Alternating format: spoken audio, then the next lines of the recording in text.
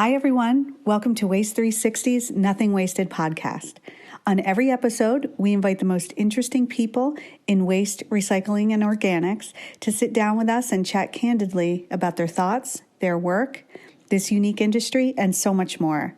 So thanks for listening and enjoy this episode.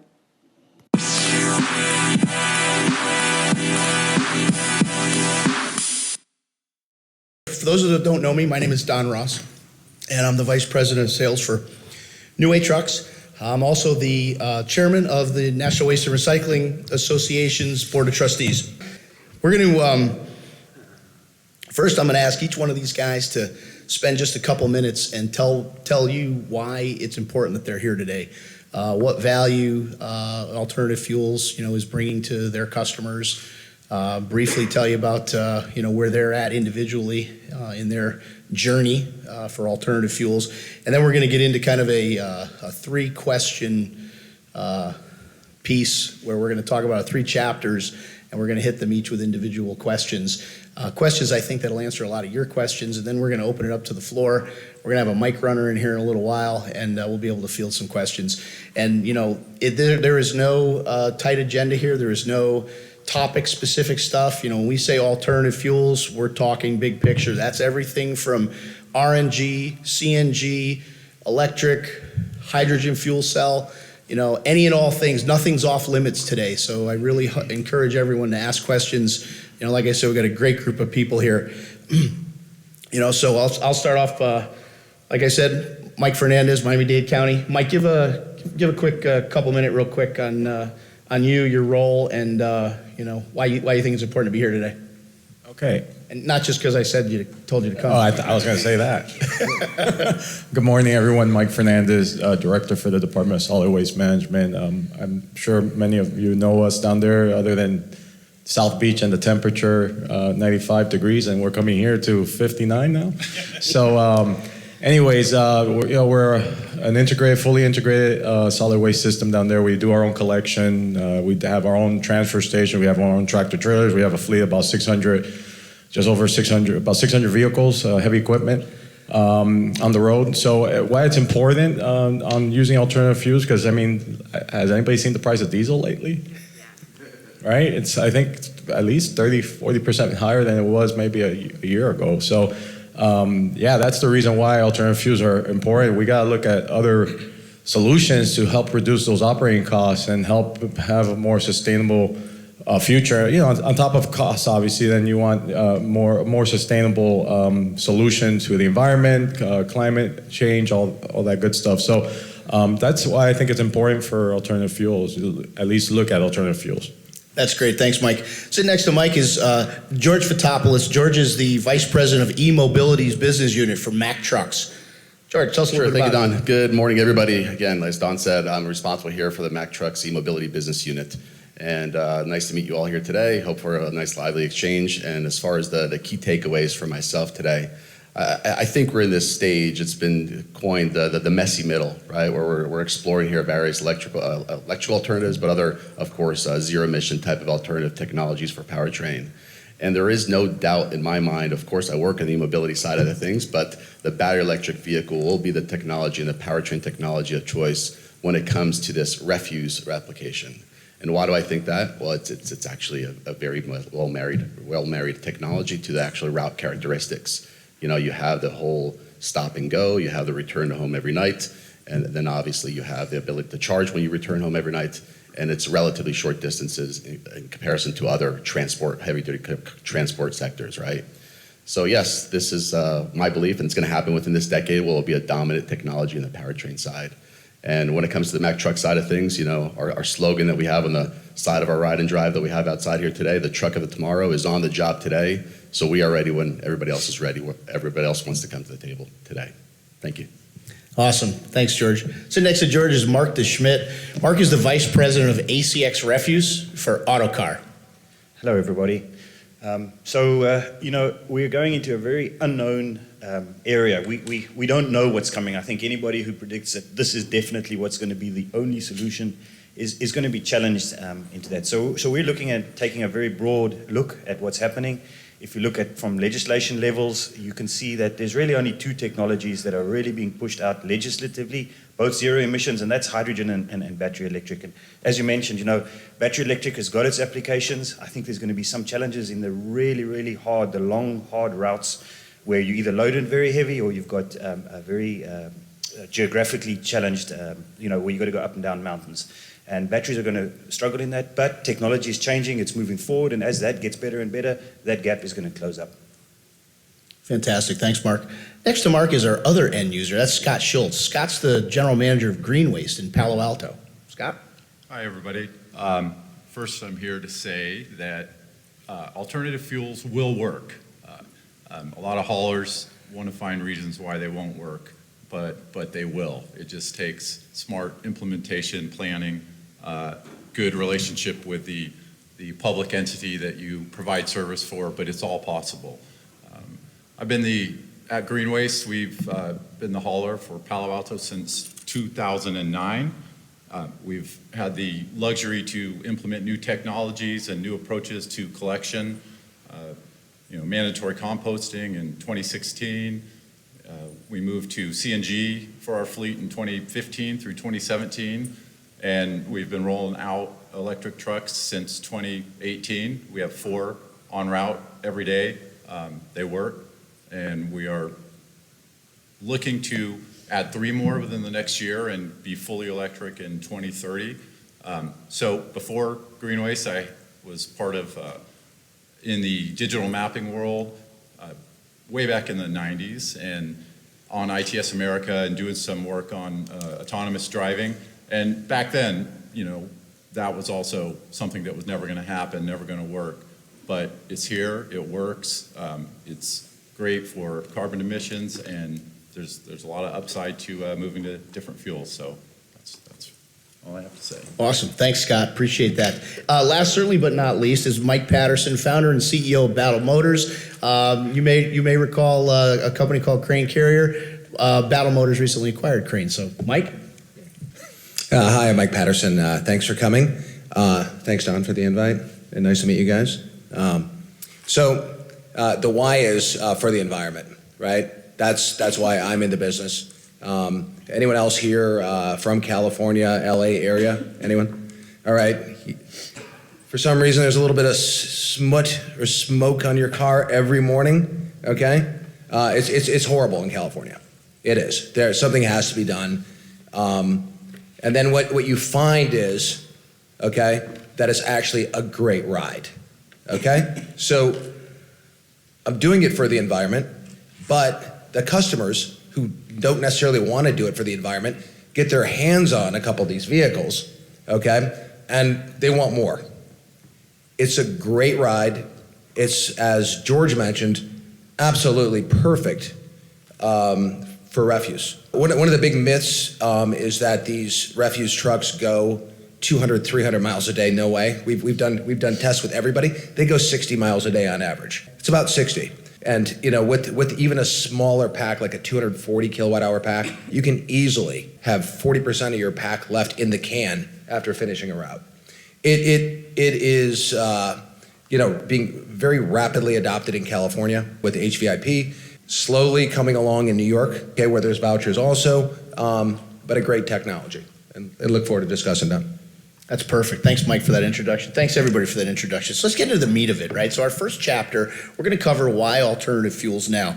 And I'm going to start with Mike again, Patterson. Mike, why are your customers buying EVs? Is it a desire to help the environment, or is it about the mandates? What is it? It starts it's about the mandates in California. I mean, that's where we're selling most of the vehicles in California. Also in New York, as I mentioned. It's the mandates. There's great vouchers available, up to $125,000 in California, up to $185,000 in New York. And then it gets back to the ride, kind of like what I talked about right before. They're buying for the mandates, unless you're a utility company. Utility companies are buying it just because it makes a lot of sense for their business model. Our trucks are also very, very popular in the utility space with diggers, bucket trucks, and things like that. So there you go. Perfect. I'm gonna stay with manufacturers real quick. I'm gonna jump to George. George, Mack, as an OEM truck and proprietary powertrain producer, what do you and Max see as the key drivers getting away from diesel? Key driver getting away from diesel. I want to first start by saying, Don, that we're not stepping away from diesel quite yet, right? It's the majority of our business today, so there is definitely a roadway ahead of it for itself for diesel technology. But some of the key drivers there in regards to why stepping away from diesel eventually is I'll start with the people and the planet. Going back a little bit to what Mike was saying, we're humans, right? We need oxygen. We like to breathe clean air. On the planetary side, I'm talking about the green value of obviously the sustainability value, right? This whole thing called climate change, global warming. Doesn't feel like that outside today, but it's a real thing, and it's not a good thing. It's a bad thing. But some of the other key drivers are actually in the space of the technology. The technology is ready to be used in heavy-duty transportation application, specifically refuse, being that shorter distance is what we described before. And then, as mentioned as well, policy and regulations, it's going that way. It's clear. Zero efficient, ZEV, not any other alternative. It's zero emission vehicles is the policy and the way it's going, that's for sure. And then finally, I'll also say that the customers, and I'm not talking about our customers, but it's the customers' customers. So mayors, cities, they want their waste picked up with clean transport solutions. So cleaning up their cities two ways, obviously picking up the waste, but also doing it in a clean way. Gotcha. So George, you made a point, ZEV. It's any technology that gets us to ZEV, or? Sure. Obviously, one's going to win out over another. Mm-hmm. There's various technologies to accomplish that, and there's various applications maybe for different technologies to have a space in. But yeah, the goal is to go zero emission vehicles. Absolutely. Perfect. Okay. So same thought. Let's move to Scott as an end user. Scott, when we talk about why alternative fuels now, from your perspective, what are realistic timeframes and challenges to implement alternate fuels fleet-wide now? And what does now mean? Because I heard you in your introduction say 2030. Is that where you're headed? You're going to do it sooner? Why now? Yeah, you say why now? It's, well, one, why not now? But also, what is now? We've been trying to do this for the last 4 years. Palo Alto has a zero waste plan where they want to be fully electric by 2030, and we are going to make that happen. We're partnering with them. The funding is there, which obviously helps a lot. The challenges are, from my perspective, we felt like the original challenges would be, can this truck do the route? And we've proven that it can. Every day it goes out. There are different challenges. Infrastructure is huge. That was something that I wasn't quite aware of, how big that would be, what the cost would be. I'm not an electrical engineer or an electrician, and what power you need coming in. So you definitely need help on that side from a hauler. Also, there are grants available for that. So it's a big effort. We've partnered up with Rivian to help us get there, and we're working on a yard now. So there's a lot of challenges. How many miles you drive on route, maybe lower, but if you're 10 miles away, 20 miles away from where you dump your material, is it freeway time? So there's a lot of challenges. I'd say we're going to get there before 2030. We're going to have all of the residential MSW picked up in Palo Alto by zero emission vehicles by 2025. And then we're going to sort of phase it in. We're going to go through phased approaches, which I think is a key in this. You have to phase everything in and get to your goal, set a goal, get to it, but you can't do it overnight. It takes a lot of time and a lot of planning. Okay, terrific.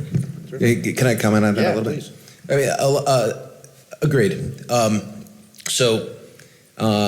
We have just about 4 or 5 major cities in Southern California who have bought electric refuse trucks with us. A lot of times we partner up with New Way. Oh, absolutely. Right? Mm-hmm. And you don't have to jump. If you got a fleet of 400, you don't have to jump in with 100. I mean, a lot of our purchases are 10, 5, but you can do this now. We got orders just yesterday in a couple counties, and we are delivering the trucks to New Way as well in September, and I think they'll turn them around maybe by the end of the year, first quarter. Yeah. It's not something that you have to wait for, and there's vouchers available now still on HVIP. And to address the charging a little bit, is you're going to start with 1 or you're going to start with 5, and you have 220 even at your shop or at the garage, right? We deliver over a charger in every truck. It's a small 80 amp charger, but what it'll do is, number one, you can connect it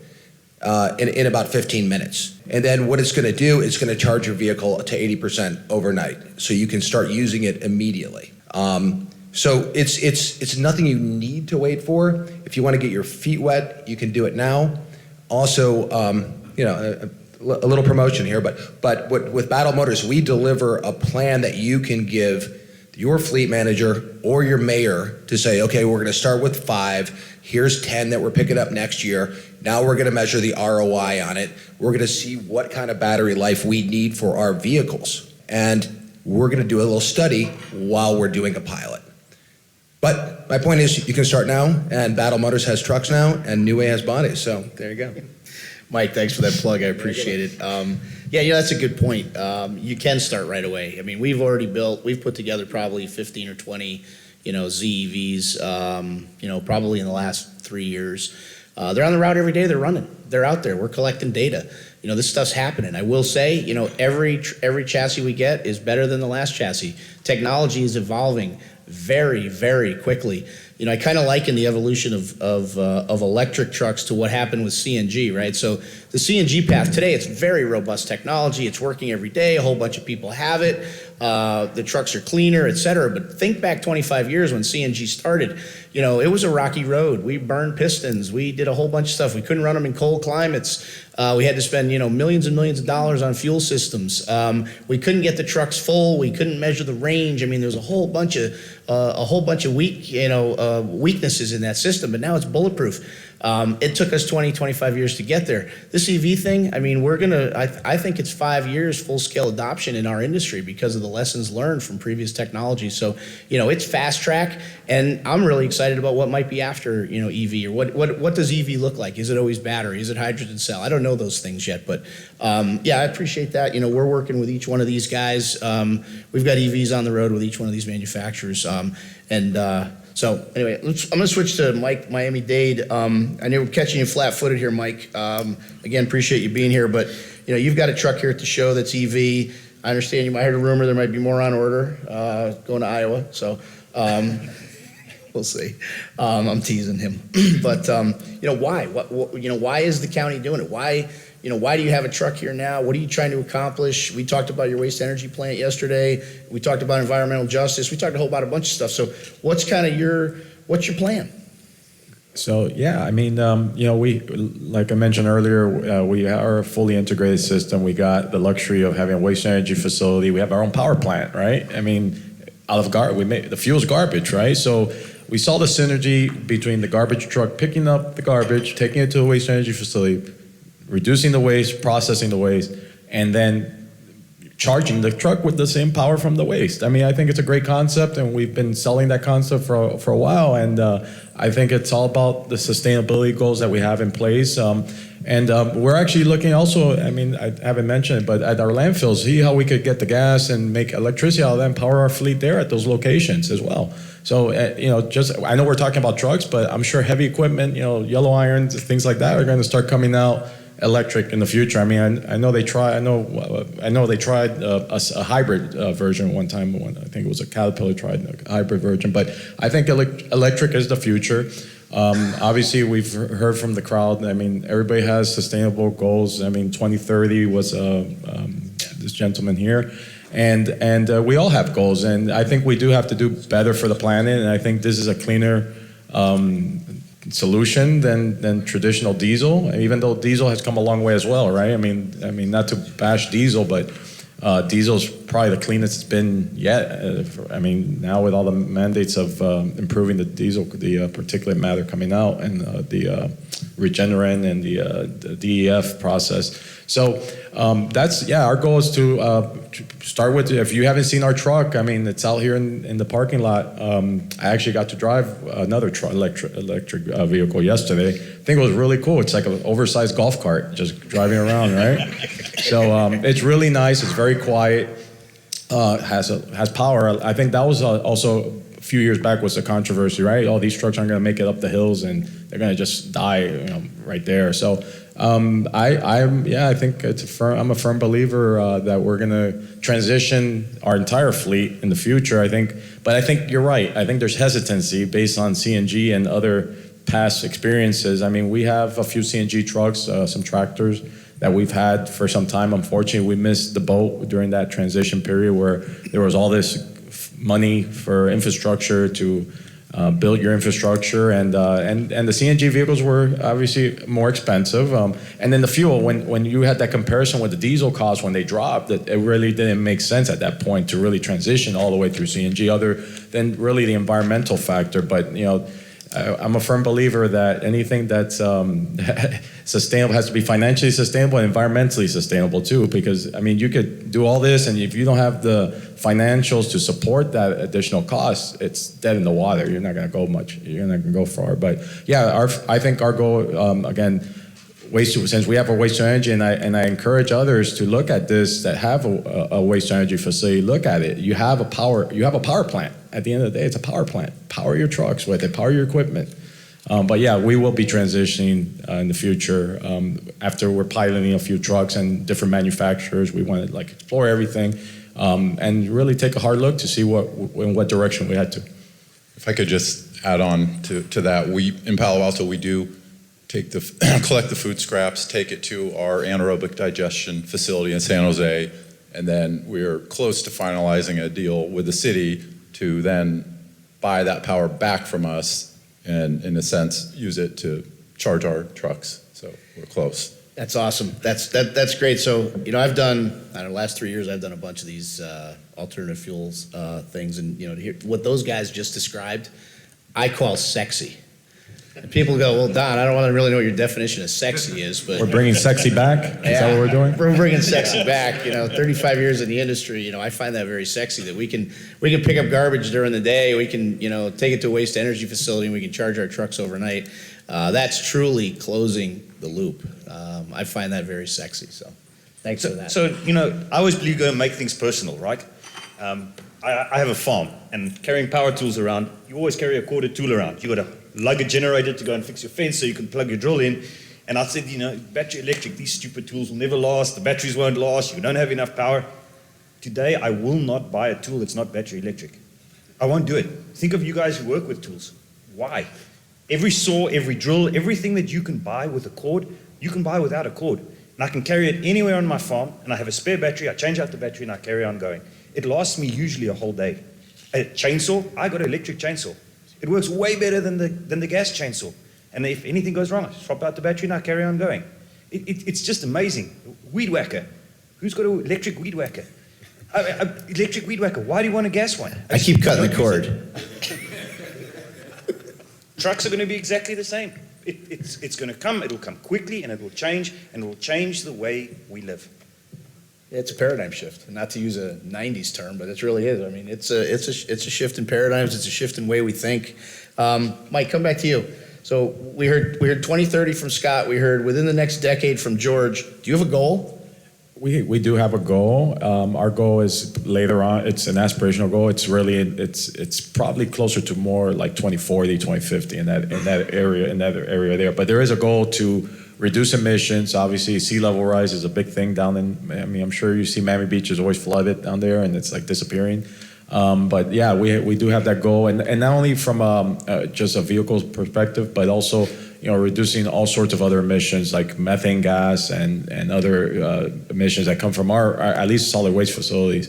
But from a county perspective, yeah, I mean, our buses are going to be transitioned to electric. They actually mostly all are CNG right now, so they want to make that transition over to electric. But yeah, it's in the range of about 2040, 2050.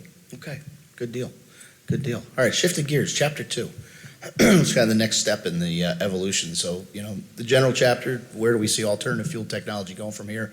I'm going to start with Scott at Green Waste. And, Scott, hey, there's a bunch of haulers in the room here. From your perspective, short-term, mid-term, longer-term technologies and fuels. What are you thinking? And what's realistic? 5, 10, 15 years? Yeah, that's a great question. And I will say, and I know we're going to have questions later, but there are downsides, hurdles to overcome. I know it's a pretty rosy picture we're painting up here, but there are a lot of challenges, from drivers to cities to what we can go through some of those later. But I think that, 5, 10, 15 years? 5, 10, goals? 15 years. Yeah. Technology to... Yeah, I think we can get there in 5 years to be fully electric, fully zero emission. I think we've done some research on hydrogen, and from my side, I think it's intriguing, but it's a little behind where we're at with what's available with electric. And I think by 10 years, absolutely, I would see. I don't think there would be any reason why we would need diesel trucks on the road in 10 years. Could you transition? We run CNG. We switched over from CNG to diesel. That was pretty seamless, no problem at all. And there's been a little bumpier with the diesel over to electric, but I think that's because, like you mentioned earlier, the technologies are just improving monthly, annually, and we were pretty early in that. So what we're seeing with our new deliveries is just exponentially, greater than what we have 2 years ago. So I think, you don't need to set a 2040, 2045 timeline. I think it could be done a lot earlier, but I understand the reasons why those are set. You want to make sure you can hit those goals, but I think those can be brought in as cities start, moving towards that direction. Yeah, so good. So the follow-up thought of that is, how do we integrate public and private sectors to make that move? And you talked about power the grid and buying the power back. Can anybody do that who buys an EV? Or how do we get public sector more involved? Yeah, I think I'm lucky enough to be in Palo Alto, where they're extremely forward-thinking, and sustainability and environmental goals are top. So I think they're talking about no gas passenger cars in their city in a couple of years. So if you live there, you cannot have one. You can drive through. So I mean, they're pretty forward-thinking in that. I think that we've had the luxury of having Palo Alto help fund these projects, whether we're looking at gasifiers for certain material, looking at material to take dirty diapers to create energy from that then goes back in the grid. Palo Alto has their own utility company, so they buy the power back, so it's pretty seamless. I think it's a lot of education on the public sector to try to get them to understand and partner up with the private side. It has to be a public-private partnership to make this work. I don't think either side can fund it or actually get it done without that joint effort. Gotcha. Yeah, that brings me back a little bit. We all hate government oversight and new regulations and stuff like that, but it really is government mandates and initiatives that force the private sector to develop and innovate and come up with new things. And we're very early in this technology, but you think back at all the different things. It was, these were policies, these were mandates that were implemented. Clean Air Act, RECRA. I mean, I could go back, and that forced a lot of different things in our industry. So as much as we hate government oversight and we hate mandates, those are really the things that kind of drive technology and get us thinking and innovating and coming up with new ideas. George, Mac's a leading OEM with heavy trucks. Where do you see powertrain technology heading? And where's Mac spending their R&D money? Yeah, I love what you said. Technology, it can solve a lot of things, including weed whackers and go home and cut your lawn. Chainsaws, right? Absolutely. I'll also say that Mack Trucks, we're part of the Volvo Group. And yes, we also do have yellow equipment when it comes to being able to electrify those equipment commercially available today. So it can match your Mack LR electric as well, right? So that's good. But the reason I say that we're part of the Volvo Group is technology. It takes money, it takes a lot of effort. And we spend annually $2 billion in R&D. $2 billion can do a lot of development, solve a lot of problems. So that's one of the benefits as far as that we have behind us in the Mack Trucks organization. If you looked at where we spent it 10 years ago, it was obviously within the regulations that you're mentioning, right? The oversight, the clean diesel technologies were obviously a big investment 10 years ago. And that pie had diesel, I'm looking at the powertrain pie of the R&D, right? It was very much invested 10 years ago into the internal combustion engine and the diesel regulations. And there was obviously a sliver with alternative fuels and battery electric vehicles as well. Now that sliver is dominated, right? If you look at it today, it looks actually like a pizza pie where there is three main areas on the powertrain technology. The obvious one that we're here talking about is battery electric technology, so that's a big slice of that pie. The other one is the fuel cell EV, right? So fuel cell EV, FCEV. And the other one is still in the ICE side, internal combustion engine. But we're talking about still clean diesel regulations that are still forthcoming here in this country, and other countries around the world as well. But there's also investments within the internal combustion engine when it comes to utilizing hydrogen, when it comes to utilizing biofuels, and when it comes to utilizing natural gas as well. So that investments are still happening. But those are the three main categories that we're spending that portion of that $2 billion annually. So that pie has changed dramatically. Absolutely. Yeah. I think back, if everyone remembers that NOx chart that EPA would send out, back in 2007, the NOx was this. Yeah. The NOx now is like all the way down here. We had 2007, we had 2010, we all cringed. It's like, oh no, here we go. We're going to tighten up emissions. And we had to put DEF on. And how many have there been? But we kind of give diesel a bad rap, but I think if Cummins was in the room, they'd tell you that the air coming out of the exhaust pipe is cleaner than the air going in right now in a clean diesel environment. I was going to say that, and that's why I picked up the mic, but it's only in certain areas, right? If you're going into a tunnel, if you're in the middle of the forest, different story. Don't be breathing in that exhaust fume, right? But yeah. So we need to think about clean diesel and where that technology has come and evolved to. There's certainly goals to get away from fossil, and I understand all those things, but I think it's, I love to say that this industry is local. We can talk about this at a national scale, but this is a very, very local business in every aspect that we do, and that comes down to equipment and what equipment works best in your local market area. So, that's why we're talking about a whole bunch of different technologies here. Mr. Patterson, let's talk about cost. Everybody's like, well, how much does it cost, right? Can I get a grant? All this kind of crazy stuff. And you're focused on EV. And for those that don't know it, Mike founded Romeo Battery. And he's got some really great battery experience. But do you see battery costs dropping in the near term? And is it affordable? Yeah, the cost of EV in California with the $125,000 rebate or voucher is pretty close to the cost of a diesel. Okay. It is. It's reasonable. I have to live in California though, right? Well, if you're in California, yeah. Okay. But what I think is super encouraging is that you can see Miami is doing this because it makes sense. And you can also see, and this is good if there's any reporters in here, this is not a blue or a red state kind of thing. You look at New York, you look at California, you think we got vouchers, you look at Miami, hey, it makes sense. It's because it's a rational thing to do, right? It makes sense, right? And I think we're going to start seeing that more across. I'm from the Midwest, our factories in the Midwest, we make a lot of diesel trucks.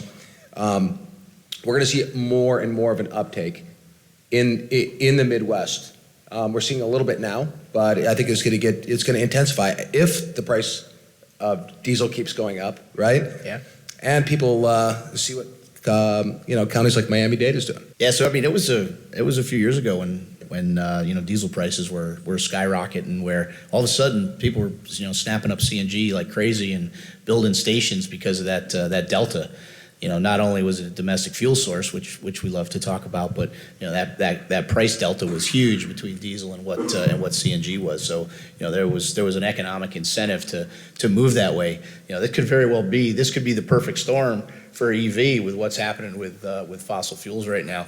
And Mike, Fernandez, I'm going to catch you flat-footed or whatever, but are you prepared for the cost of this stuff? And can you pay for it?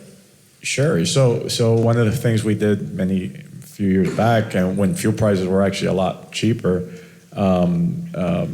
we analyzed all this. We analyzed maintenance costs. We did our own, see what the ROI is on that, and it's promising. Let me tell you, we're halfway through the use of the truck. We're getting a return on investment using the power from the plant, not having to buy the power from the grid or anywhere else, using your power. So it made total sense. So yeah. It's a savings where we're going to reduce our operating costs by doing what we're going to do, by transitioning to this. The question is, can it work? Does the truck really, could it make the 60 miles, 70 miles? Could it stay out there on the route? So that's what we want to really evaluate now. On paper, financially, it makes sense. Sure. Operating costs, if we could reduce, however we could look at reducing our operating costs as well as helping the environment, why not? I mean, it's a good cause. It's a good story. Sure. So, I mean, I have some. Could I add just Oh, one, please go. just one thing that both these guys said. I think it's important to speak to the cost and educate, haulers and cities as to what the cost is, because I speak with cities weekly and I've heard, oh, this truck is going to cost me $800,000. Where, like what Mike said, I think the last one I just ordered was maybe 20,000 more than a diesel or CNG, but it was fairly insignificant when you're looking at that cost. The other side, though, is I do think that there needs to be some better understanding of how you get these grants, how you go through that process, whether it's from the manufacturer helping the end users. A lot of haulers don't necessarily have the time or the wherewithal to do this research and to apply for these and get it done, and the state hasn't made it the easiest to get these grants. Okay, so let me ask. Can I jump on that for a minute it. too? It's not just New York and California. There's 13 other states that have something out there. There's actually Volkswagen money still available out there, right? Unbelievable. So, your dealer, okay, should know and be able to help you fill that paperwork out, okay? Or at Battle, you can go right online and you can find out and contact us seriously, and we will tell you what's available, wherever you are. Okay, there may be money available. There may be different things you have to do. You might have to turn in an old diesel in some cases, right? Crack the engine, but there might just be grant money. Doing a little bit of homework, you can save a lot of money. Mike, and I want to just jump on that, but you mentioned something very important. I think it comes down to the manufacturers to help lobby this point at all these different, because every state is different, and yes, there is the VW grant money, but for instance, in the state of Florida, the VW grant specifically needs to be used for buses. It doesn't incorporate any refuse trucks. So I think that's a valid point. I think the manufacturers that manufacture these electric vehicles need to really spearhead that effort and get in there and change some of this legislation to help open the floodgates, basically to provide an incentive, like what happened with CNG many years ago. There was that incentive to jump on CNG. It kind of helped, if I remember correctly, it helped with the infrastructure costs as well as buying the truck. I mean, there was an upcharge, I think about $35,000 a truck for CNG, and the fuel difference wasn't really that much, especially when diesel just dived down. It really didn't make sense at that point, but I think it's important for the manufacturers to spearhead that. Yeah, I was just going to ask that question. Who is providing grant assistance? And George, you guys doing anything to? Yeah, I was going to add this as well. Yes, and absolutely, the lobbying efforts are definitely there for sure. And the lobbying efforts are not just there for distribution of funds and making sure there's grants available in the right areas or across the nation, I would say. But it's also there to make it easy, right? Because some of them are difficult, right? So we're also lobbying on the make it easy kind of approach, and it's not pre-qualifying vehicles. Make it easy for the manufacturers and the customers as well. But also to go beyond the actual truck itself. Going back to the charging infrastructure, we talked about the difficulties, but there's also the costs associated with those as well, which could be quite a nice amount as well. So, and yes, we also offer in our what we call our e-solutions on the Mack Truck side, obviously the support in regards to grant finding and also obviously the underwriting support as well through our dealers or through our corporate offices. Perfect. Hey, I'm going to give a plug for the association here too. We have lobbying efforts in Washington. We have lobbying efforts in all the state houses as well. I think what we need to do is kind of unify that message and come up with so we're telling the same story everywhere. And we need to do a better job of telling our story, the good story of this industry in each one of our state houses. So, that's maybe something that we can help with from the NWRA perspective, working with our members to say, okay, what's the message? What should we be telling those folks? So I think we get behind that. Mark, I'm sorry. One more point. These incentives are not going to last forever. Good point. Get them so take advantage while they're still available, right? Yeah. Yeah, fire sale. Mark, what about Autocar? You guys doing any grant support? Yeah, we do. So we've actually got a company, Vorza, who helps out with that. But you're still welcome to contact Autocar. It's one of our sister companies. So between us and them, we are offering assistance for grants. Staying with Mark. Mark, where are we going from here regarding other green fuels and the next generation of this technology? So I think that's the billion-dollar question, right? Look, I think the battery electric is already a given. We've all got them out there. We know that is going to work. It'll work in probably the majority of the routes. Hydrogen fuel cells, I think, is going to come for those routes where battery electric just does not work. And I'm taking a lot of cues actually from the transit bus industry. You know, they went with CNG, they went with battery electric, and they've now settled on a mixture between battery electric and hydrogen, where they've got the reserve trucks as hydrogen, so they could do any of the routes out there, but the majority of their routes done by battery electric. And I think that's also kind of driven from the legislation. You know, they've made it very, very clear. Zero emission vehicles means battery electric or hydrogen. There's not really many other choices other than the two of them. And bridging us, then you get your alternative fuels, your biodiesels, all of that. That will bridge us for a couple of years. It's better than what the fossil fuels are, but ultimately we're going to end up with those battery electric, hydrogen, and maybe something which we haven't even thought about yet. You know, thermonuclear reactors. I don't know what that is, but that is very far ahead. Right now, it'll be one of those two technologies. I'll jump in on and agree with Elon on a point. I don't agree with him on everything, but that hydrogen's a complete waste of time. Okay, don't make an investment. You might have already just made a CNG investment. Now you're making an EV investment. Okay, there's no real good use case. Okay, there's not. You can go that far with EV technology. Okay. Just my opinion. My opinion. This is opinion based, right? I mean, at the end of the day, it's going to be opinion. We don't know. If we knew, we would all be doing the same thing. So this is very much opinion based, and we can have different opinions. That's okay. Yeah, that's good. Yeah, that is good. Go ahead, George. Let's hear your opinion. Obviously, I did mention that we are investing, of course, within hydrogen, within our R&D funds, right? But when it comes to that refuse transportation sector, battery electric vehicle is the way to go. Really? Why do you say that? I kind of mentioned in the beginning, right? The characteristics of the route themselves. The technology is there today to do maybe not 100%, but you know, it will be there to do 100%. Today we might be at 50, whatever that number in the, put your thumb up in the air, grab, right? 50, 70% today. We're not at 100% of all use cases, but the technology is evolving within the battery, especially in the ESS, the energy storage system, right? It's coming fast, and it'll be up at 100%, no doubt about it. And we're not giving up too much payload, or? Oh, that's the trick, right? So you can give up payload, but you don't want to put a whole bunch of batteries on that, because then that's the money maker for the customer, right? You got to put 10, 12 tons of trash in that thing, right? So yeah, we're not giving up payload. And I'd say Mac and Battle are doing it right and putting the battery where it belongs. Perfect. Right? Autocar? We got the batteries as well. I mean, it's going to work. There is no doubt the batteries will work. I'm not doubting that for a second. It's just, what are those extra, the alternatives? What happens if you can't get the infrastructure? You're out somewhere in the mountains and the power supply is not going to be there for the next 10 years. What are you going to do? If you have to change to something and you cannot get electricity to your site, what do you do? And we're seeing it today, you know, the demo's going out there. What happens if there's no charging facilities on site? Well, so I know you can get the small charges, but how do you do that for 20, 30 vehicles? What happens when you have fires in California? You have blackouts everywhere. God knows. Yeah, or a hurricane in Miami, and you don't have power for like a month. Yeah, that's one of the challenges that we currently need to keep working on. Is even in Palo Alto, there's times where the rolling blackouts, or there's, you know, it's power's out for a day, and we have to come up with a solution that's economical as well, because a battery bank, you know, $1 million, whatever it is, it's something we have to think about. And do have generators that run on diesel that would so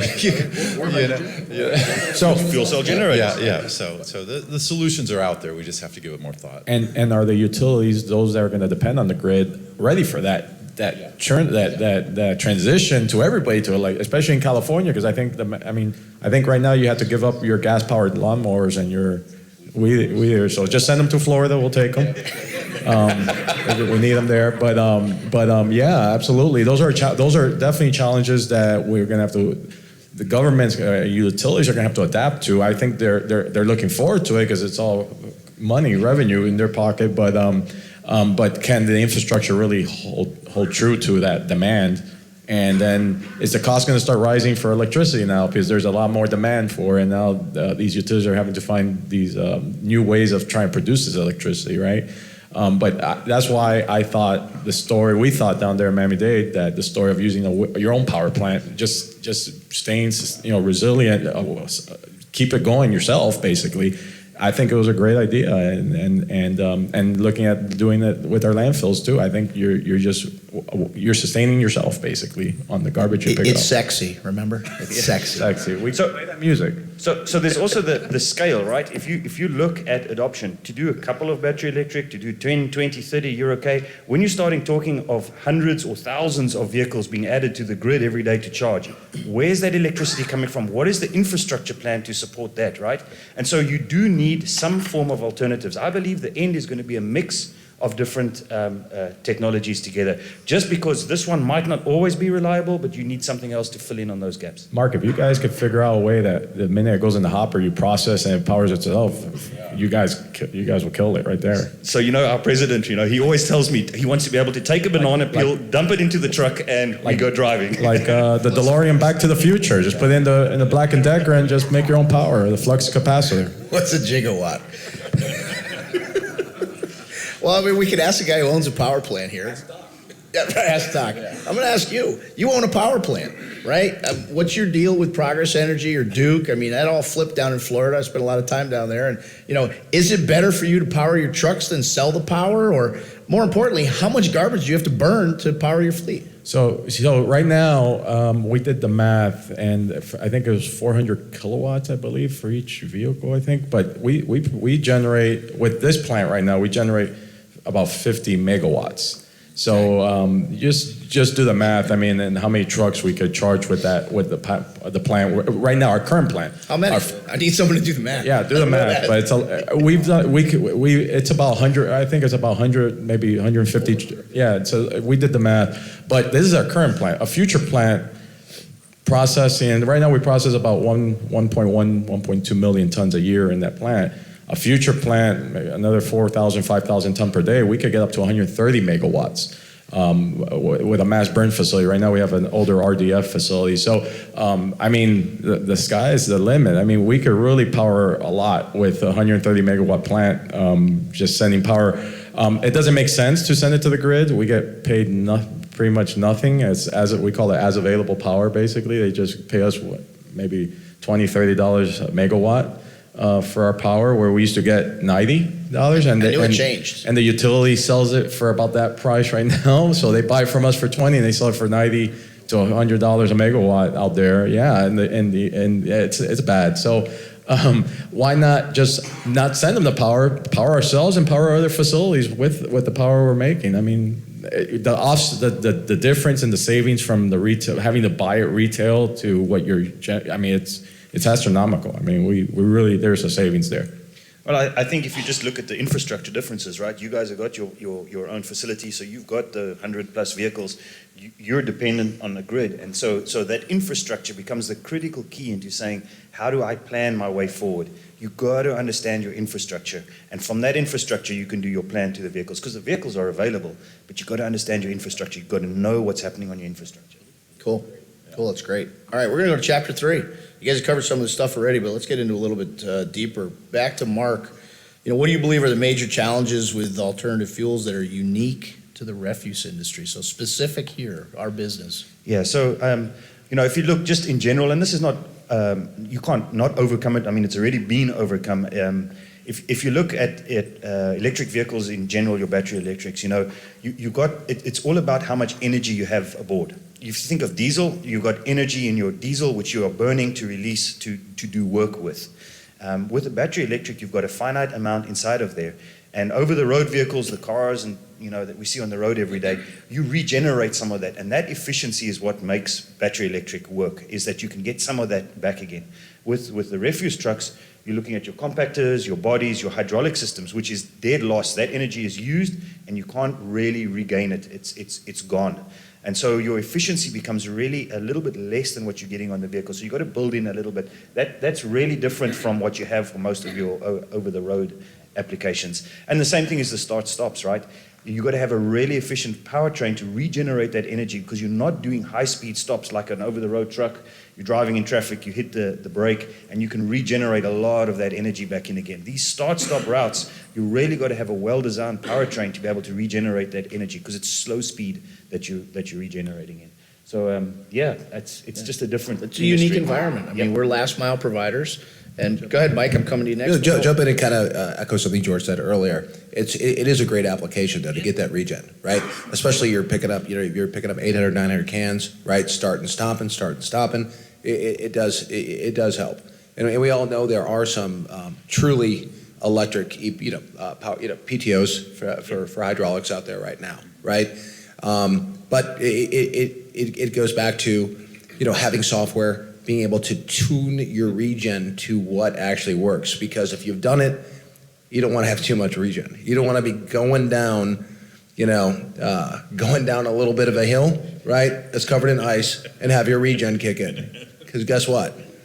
It's not a good situation. So it takes some tuning on the regen, right? And what we suggest, because you can, as our CSO right over here does, we can dial up and dial down the regen, till you find that sweet spot. So, just So more manageable. Yeah. Okay. Awesome. Thanks. Mike, keep that mic in your hand there for a second. But you having challenges with vendors, specifically EV suppliers, internalizing manufacturing that you normally outsource? We're all living it. I mean, there's problems pretty much with with everybody right now. I would say, look, it's, kind of a shout out to Cummins on the diesel side, Allison, right, Dana, Meritor, who are really, delivering, right? And I think now, have gotten beyond their big supply chain issues or their COVID issues. It's the weird stuff. It's like the high voltage cables and stuff like that. That is a pain in the butt, right? Everyone in the world's having the problem. We've started making some of our own harnesses. We make our own battery racks. We wrote our own software so it'd be more efficient and we can update it and we can switch vendors. It's kind of nice because we do use multiple vendors for batteries. But if, for example, I couldn't get CATL batteries, right? I have the ability to upgrade the software and take out another vendor. So you got to be 2 or 3 deep. You got to work harder. And as everyone's saying, it's not getting all that better, but it's not getting that much worse. It doesn't seem like, right? And some of the real players, are stepping up. I think adding on to what you're saying, having your own software and the ability to change as that new technology is coming out, so you can start upgrading and making use of that a lot quicker. You're not locked in. And so in this time, that flexibility is absolutely crucial. So you guys are each talking about proprietary stuff. I mean, how does that impact the end user now? You may have a fleet of different trucks and everybody has their own proprietary software. And, is it going to matter? Is there ever going to be a standard? There's standard. There are some just basic standards out there in the market right now that everyone works with. So, but it's just kind of like if you're driving your electric car, there's probably an over-the-air update available, which we have, and I think you guys have, right? So if there is a fault, you see a fault code, on your truck, your fleet manager can see it. We can fix it remotely. So we are, especially, this country is really, really good at software, and most of the major players have really, really good operating systems.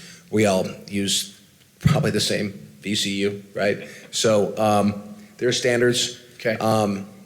But it gives us flexibility to with these EVs. A lot of people are upgrading their fleets, and they're adding other safety standards now too. I'm seeing ADAS is becoming pretty much standard. It's tied into the software in your truck, right? Which is then tied in with the body companies. So we're getting a much more sophisticated refuse vehicle, right? All of a sudden, as the EVs kick in, right? Which everyone appreciates. Yeah. And I don't know about the other guys, but from a New Way perspective, we're working with each of these guys at a level of integration that's unheard of before. I mean, it really is a complete refuse unit. I mean, it's not a truck and a body anymore. We're completely integrated, in all levels of infrastructure, from mounting and framing and wiring to computers to CAN bus. I mean, it's really a lot. It's very complex, but the whole goal is to make a user-friendly unit that experiences less downtime for our end users. So kudos to our engineers, your engineers, for being able to create that level of integration. George, same question. What challenges do you see in the adoption to battery electric or ZEV? Sure. We touched upon a lot of these topics here up in this panel, and I don't want to repeat the things that we talked about, but I'm going to dive in a little bit maybe into 2 areas. The one area being the green value, and I'm talking about the money green value here, right? So we've talked about incentives, but at the end of the day, the total cost of ownership is a little bit of a challenge. What I'm saying that is without incentives. Right. Yeah. Or your own burn plant. Exactly. Yeah. Correct. That's a good one too as well. That's an incentive in itself, right? But what I'm going to say is these vehicles, they last 10, 15 plus years. You will have a return on that investment at those later time in life. So it's not like you're not getting TCO, you are getting total cost of ownership and a return on that investment, but it's not having in favorable circumstances. Nobody wants to invest $1,000 and get a return on that $1,000 15 years from now, right? That's not very favorable. But with incentives, obviously, that is becoming much, much closer and much more pleasing as far as a return on investment, right? And over time, this is going to improve. So obviously, we do hear about it out there. The total cost of ownership is a challenge. I'm not going to touch upon the charging infrastructure side of things. I think we addressed it pretty good here on this panel as far as that challenge that's out there as well. I will say the other challenge is also a channel engagement. What I want to say about this is there's naturally hesitation when it comes to any kind of technology shift in our industry specifically. Oh, yeah. Right? So that hesitation is definitely there in the industry. And then the final one is the vehicle technology translating to that whole vehicle performance that we talked about. Yes, on the refuse space, we can accompany 50, 60, 70% of the refuse routes today with the battery electric vehicle technology. But that is also, we want to be at 100%, right? So I can put it another way, how do you put more kilowatt on the truck without affecting the payload, the cost, the real estate, Yeah. right? Or how do you make more efficient use of the kilowatt that is on the truck? So going back to the technology factor. Same kilowatt takes you further. If a kilowatt could take you forever, that'd be great, but it doesn't. But Gotcha. yeah, All right. to make it go longer, right? To have a tracking kilowatt a little make bit it go further, right? And one of the actual a decent power drain that we actually do get is obviously from the bodies, right? They pick up trash, the ASL applications. Mm-hmm. That all takes power and energy to accomplish the compactions and everything, Sure. right?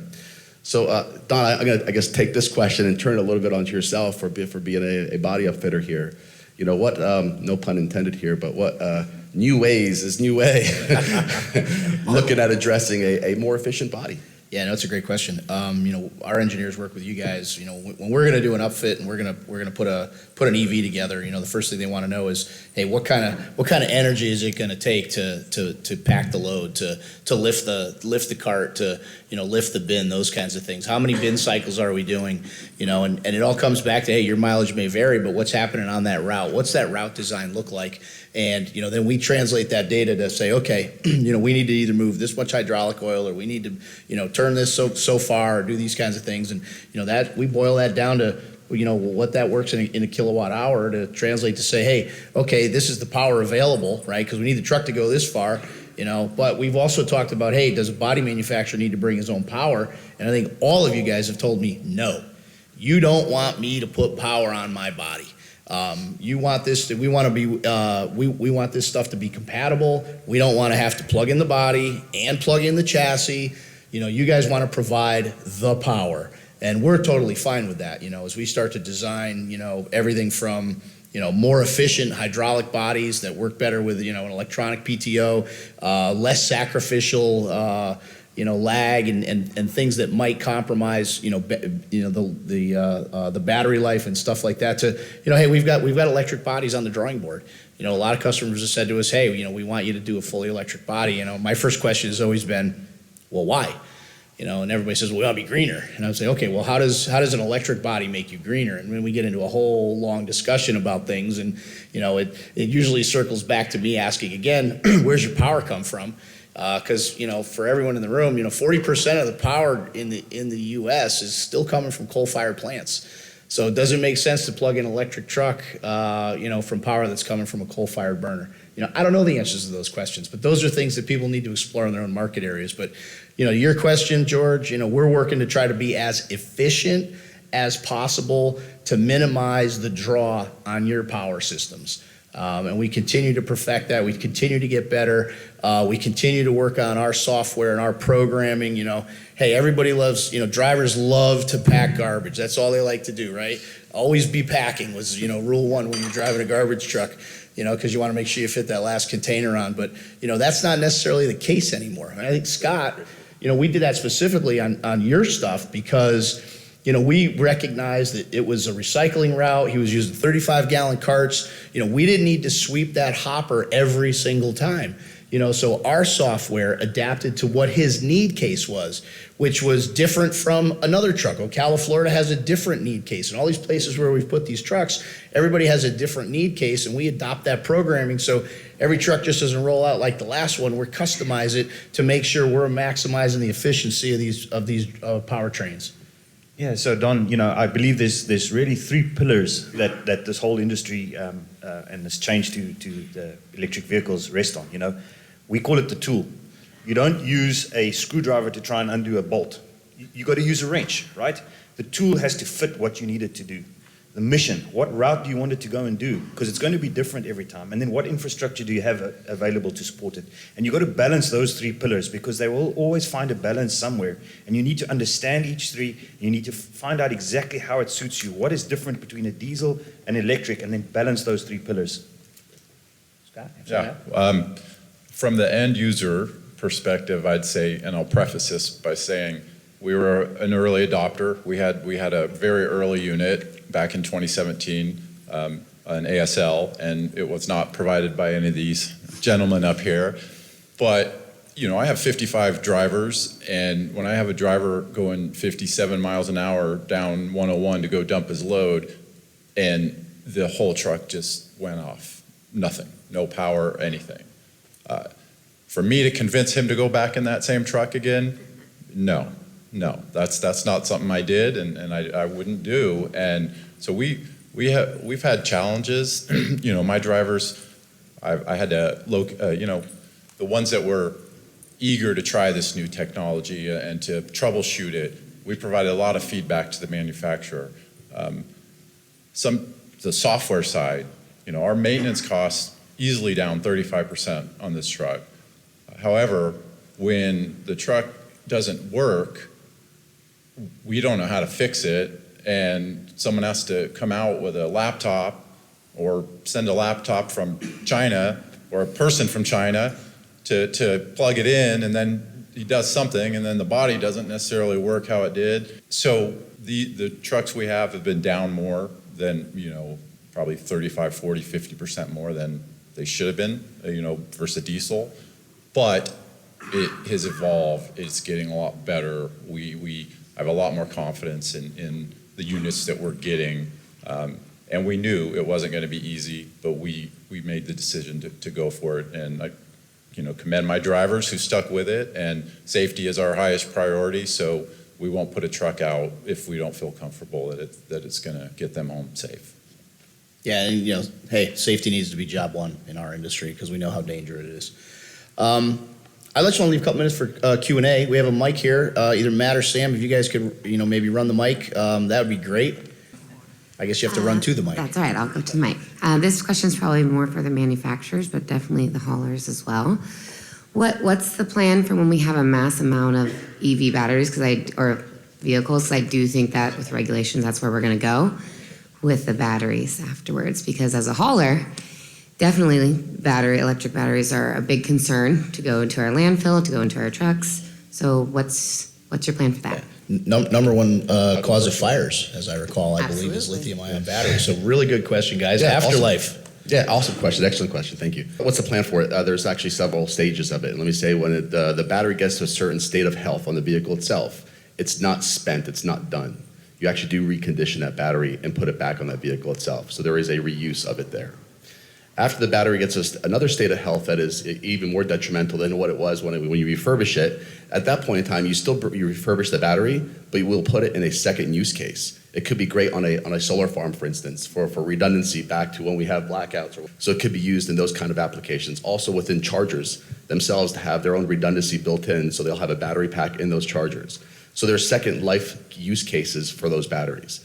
And then finally, when they're spent fully there, the state of health of that battery is no use being in a second use case any longer. This is where recycling and the technology in the recycling of the batteries is huge. What I mean by that is you get over 90% back recycled out of that battery.